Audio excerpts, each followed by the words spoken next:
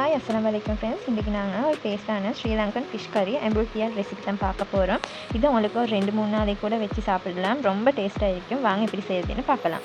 அதுக்கு தேவையான ஒரு மிக்ஸ் வந்து செஞ்சு கொள்ளணும். அதுக்கு கொரக்கா பேஸ்ட் எடுத்துக்கிறேன். கொரக்கா பேஸ்ட்டுக்கு ஒரு 2 டேபிள் ஸ்பூன் சில்லி பவுடர் சேர்த்துக்கோங்க. அதுக்கு 1 டீஸ்பூன் நல்லா வறுத்த மசாலா சேர்த்துக்கோங்க. வெதப்பு துணப்பா சொல்லுவாங்க அது. 1 டீஸ்பூன் பெப்பர், தேவையான அளவு உப்பு, தண்ணி சேர்த்து மிக்ஸ் பண்ணி வச்சுக்கோங்க.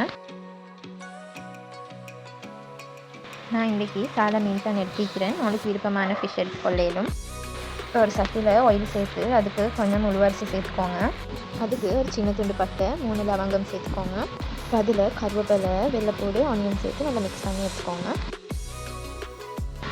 இப்போ அதுக்கு நாங்கள் செஞ்சு வச்சு பேஸ்ட்டை ஆட் பண்ணி மிக்ஸ் பண்ணி எடுத்துக்கொள்வோம். இப்போ அது கொதிச்சு கொண்டு வர ஸ்டேஜில் வந்து ஃபிஷ் ஆட் பண்ணிக்கொள்வோம். இப்போ அதை ஒரு மூடி போட்டு நல்லா வேக வச்சு எடுத்துக்கொள்வோம்.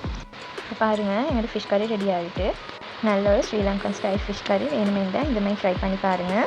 ரொம்பவே டேஸ்ட்டாக இருக்கும். ஒரு 2-3 நாளைக்கு கூட உங்களுக்கு வச்சு சாப்பிடலாம். அந்த அளவுக்கு டேஸ்ட்டாக இருக்கும். ட்ரை பண்ணி பாருங்கள். எங்களோட சேனலை சப்ஸ்கிரைப் பண்ணி லைக் பண்ணுங்கள்.